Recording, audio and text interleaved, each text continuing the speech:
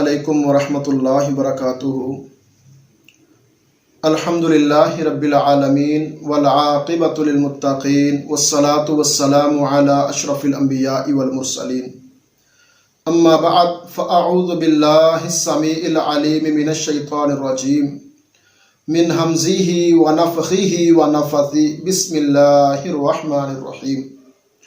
یا ایہا الذین آمنوا کتب علیکم الصیام کما کتب علی الذین من قبلکم لعلکم تتقون۔ مختصر حمد و ثنا اور درود و سلام کے بعد رمضان المبارک کے روزوں کے حوالے سے ہم بات کر رہے تھے۔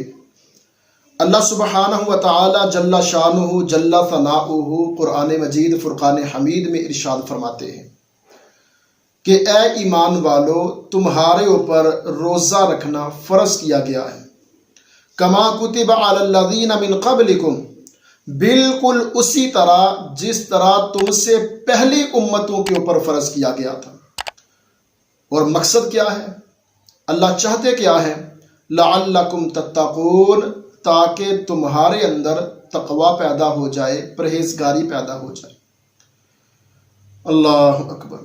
اللہ سبحانہ و تعالی کسی کو بھوکا نہیں رکھنا چاہتے، کسی کو پیاسا نہیں رکھنا چاہتے۔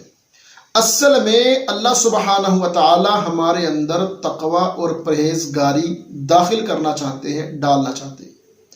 ایک بندہ فجر کی اذان سے لے کے مغرب کی اذان تک اللہ سبحانہ و تعالیٰ کے حکم پر، اللہ کے آرڈر پر، اللہ کی مرضی کے مطابق حلال چیزوں سے رکا ہوا ہے۔ وہ اپنے گھر میں آتا ہے، دیکھتا ہے گھر میں فروٹ پڑا ہوا ہے، کہتا ہے نہیں، اللہ نے منع کیا، میں نہیں کھاؤں گا۔ گھر میں مشروبات ہے، نہیں پیتا۔ گرمی کی شدت ہوتی ہے، فریزر کو کھولتا ہے، فریج کو کھولتا ہے، اندر طرح طرح کے مشروبات پڑے ہوئے ہیں، لیکن وہ نہیں پیتا۔ کیوں؟ کیونکہ میں روزے کی حالت میں ہوں، میرے اللہ نے منع کر دیا ہے۔ یہ مغرب کی اذان تک اللہ کا حکم مانتے ہوئے، اللہ کا آرڈر مانتے ہوئے کسی حلال چیز کے قریب بھی نہیں جاتا۔ لعلکم تتقون، اللہ یہ تقوی پیدا کرنا چاہتے ہیں۔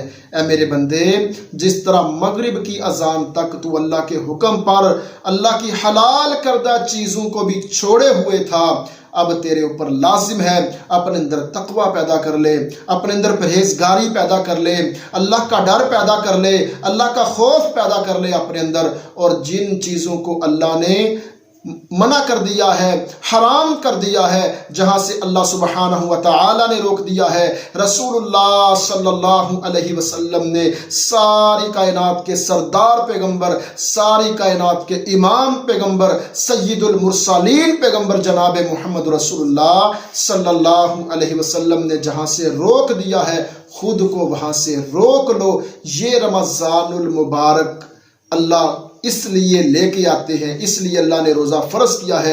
یہ اصل روح ہے، لعلکم تتقون، تاکہ تمہارے اندر پرہیزگاری پیدا ہو جائے۔ مالک کائنات، خالق ارض و سنا سے دعا گو ہیں، اللہ ہمیں قرآن کریم کی اس آیت مبارکہ کو سمجھ کر اس کی روحانیت کو حاصل اور اس کی مٹھاس کو حاصل کرنے کی اللہ توفیق بخشے۔ السلام علیکم ورحمۃ اللہ۔